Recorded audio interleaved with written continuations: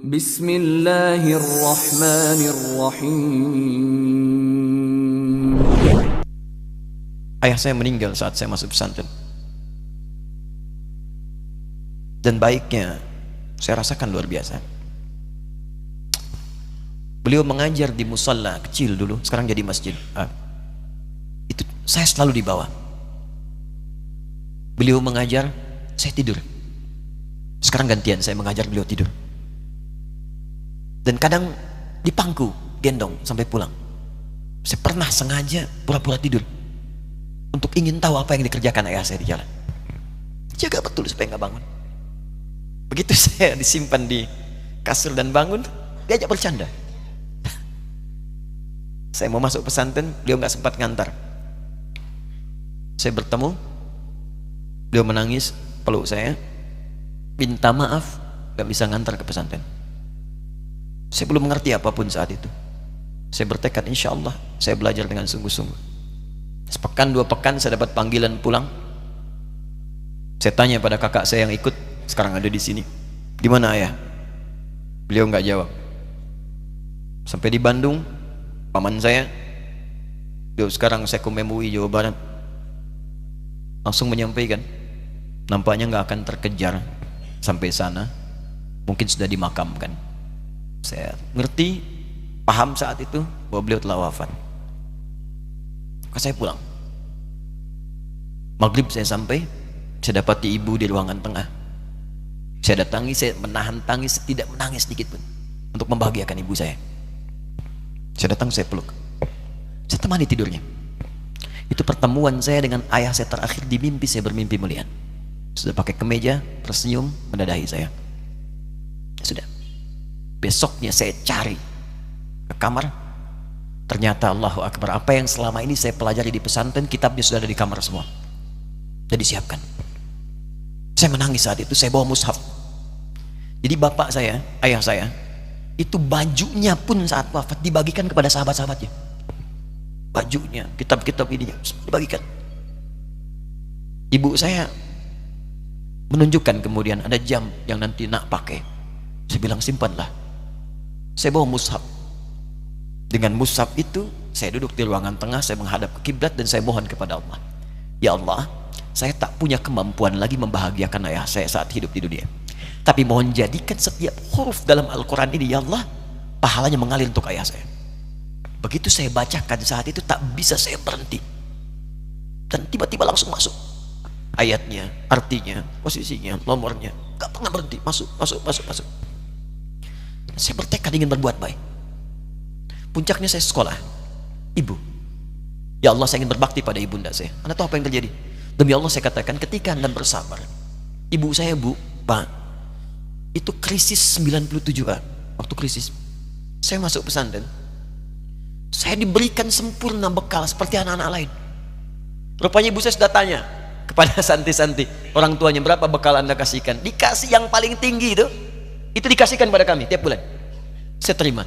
Satu kali libur saya pulang dari jauh, ibu saya tersenyum melihat sedang jemur pakaian, melihat saya. Begitu saya tiba, kaget saya. Kok pakaian ibu saya, pakaiannya nggak cocok dipakai gitu. Ini bukan pakaian ibu saya, kayak kain pel lah kalau sekarang. Saya masuk ke rumah, saya kejar, saya buka pakaiannya, lemarinya, saya nggak temukan sedikit pun. Saya kejar kakak saya, dia sudah siapkan makan. Kak perempuan kami yang kedua, mana pakaian ibu saya? Perhatikan jawabannya. Dia menangis saat itu. Dia bilang, mama itu telah menjual semua perhiasan dan pakaiannya untuk pendidikan kamu. Jual. Untuk kita, katanya. Jual. Dan bertahan dengan 150.000 per bulan saat krisis. Jadi rupanya ibu saya itu makan nasi sehari cuma sekali. Beliau mengajar. Di berangkat sekolah itu cuma makan pisang, minum kopi, makan nasinya malam. Saya bilang, ya Allah, saya akan ganti baju ibu saya dengan kain ihram dan saya ganting tangannya di Masjidil Haram. Itu apa yang terjadi?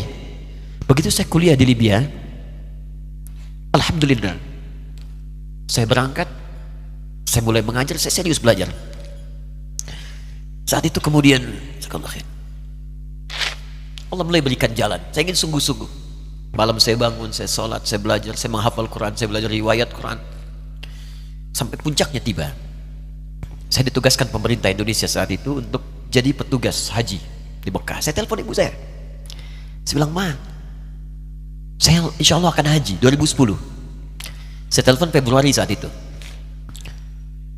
Saya dengar suara, terbayang wajahnya indah, senyuman, bahagia. Alhamdulillah, nak. Kapan berangkat? Tahun ini insya Allah. Saya bilang, dan saya tidak akan pernah berangkat kecuali mama pun akan berangkat. Terdengar nada pesimis tapi senyum. Dari mana katanya? Allah akan kasih, saya bilang. Saya sedang bekerja berusaha karena Allah. Mustahil Allah akan sia-siakan kita. Berapa butuhnya? Porsinya 25 juta. Kapan harus ada? Bulan Juni. Ya, jadi dari Februari ke Juni itu. Ya, Juli bukan Juni, Juli. Ya, jadi saya masih ingat bulan 7 5 bulan itu. Saya ibu pak, nabung saya beli tabungan, saya niatkan untuk ibu saya haji. Bulan Juli masih setor 25 juta. Jadi semua tabungan masukin situ. Ada yang ngajar ngasih, masukin situ, masukin semua. Tepat sepekan sebelum itu kemudian didaftarkan, saya buka tabungan. Allahu Akbar, karunia Allah luar biasa. Tadi butuh berapa? 25 juta. Begitu dibuka, Masya Allah, 1 juta. Karena beasiswa nggak banyak, 1 juta. Tapi 3 hari sebelum daftar, entah dari mana ibu-ibu pengajian di KBRI datang, Ustadz, ibu katanya mau haji juga ya, Ustadz mau haji ya, ibu ikut ya, sudah nggak usah dipikirin, nanti kami yang pikirkan semuanya. Tiba-tiba dikirim, bayar porsinya di sana, dapat koper paling besar. Bayangkan, tadinya kopernya belum datang, telepon lagi, nak koper belum datang katanya. Saya bilang, Ma, tenang aja, apa hajinya nggak jelas ini? Tidak jelas, saya bilang, insya Allah ya. Nah, cuman beritanya berbeda. Begitu saya telepon lagi, Ma, gimana bisa? Nah, telah keluar pengumumannya. Kapan, Ma? 2013. Loh, kan saya haji 2010, nggak bisa, harus 2010. Lihat kalimat ibunda saya. Nah, jangan pernah mengambil hak orang lain. Allah kasih 2013, alhamdulillah. Saya bilang, Ma, kita tidak harus mengambil hak orang lain, tapi kita meminta kepada Allah yang memanggil kita. Boleh jadi Allah akan berikan tambahan kuota pada tahun ini. Doa lagi, minta, pulang ke masjid. Tiba-tiba ada sidang Oki di Istanbul saat itu, keputusan 1.000. Setiap ada 1.000 muslim, 1 kuotanya. Saat itu Indonesia dapat tambahan 22.000, termasuk ibu saya ada di situ. Ya, acara malam Al-Qadar 27 Ramadan, malam masih ingat betul, saya jadi MC dengan rektor pada saat itu. Saya nggak pernah bawa handphone, tiba-tiba handphone itu saya bawa, berbunyi kemudian telepon itu. Saya minta pada rektor izin, saya angkat dulu, diperkenankan. Saya kemudian ke belakang masjid, saya angkat. Tiba-tiba saya dengar suara sudah menangis. Nah, katanya, kenapa, Ma? Alhamdulillah, Mama bisa haji. Ternyata kuota itu termasuk ibu saya. 5 bulan, Pak. Wena biasa. Nggak bayar tambahan, nggak ada macam-macam, bisa berangkat. Begitu saya berangkat duluan, saya tungguin betul di apartemennya, di maktabnya sampai datang. Begitu sudah datang, saya nggak sapa, saya lihat dari jauh. Bahagianya saya bisa mengganti pakaian tadi yang lusuh dengan kain ihram. Saya perhatikan, saya ikuti dari belakang. Di lift, saya ikuti. Di jalan, saya ikuti. Begitu sampai Masjidil Haram, saya gandeng tangannya. Ma, kita sama-sama. Labbaik Allahumma labbaik. Labbaik la syarika laka labbaik. Saya tawaf, saya gandeng ibu saya lindungi supaya dapat kenikmatan dalam tawafnya. Begitu saya rasakan bagaimana Sayyidah Hajar bekerja keras untuk Ismail. Saya balas di situ. Saya gandeng tangan yang kanan. Saya minta pada Allah, muliakan ibu saya, ya Allah, muliakan ibu saya, muliakan. Berikan saya kesempatan membahagiakannya. Cuman yang kanan digandeng, yang kiri kosong, karena sudah tidak ada. Di ketika Anda belajar pun untuk menjadi ulama, Allah akan muliakan Anda. Orang tua Anda akan dapat bagiannya. Yang hafal Quran itu Musa, yang bisa haji bapak ibunya. Kemarin saya jadi Amirul Hajj dari kedutaan Saudi berangkat, membawai 350 orang rombongan. Siapa yang saya bawa? Ahli Quran, yang hafal Quran anak-anaknya. Ahmad Kamil, yang haji pengajarnya, murabbinya, ibunya, temannya, banyak yang berangkat. Yang berangkat siapa? Calon ulama. Dijadi ulama itu, jangankan sudah jadi, kalau benar caranya, baru bergerak pun Allah pasti akan jaga. Kalau benar caranya. Di satu pertanyaan tadi, pilih mana orang soleh atau ulama? Jangan pisahkan. Karena jadi ulama itu adalah tingkat tertinggi bagian dari orang saleh. Jadi mesti ada yang jadilah di keluarga. Pilih satu mungkin ahli Quran, kedua ahli hadis, yang lain dunia, tapi dunia diniatkan membantu ibadah. Jadi arsitek buat bangun masjid, bangun pesantren, pahala banyak. Insya Allah akan dibuka oleh Allah. Insya Allah.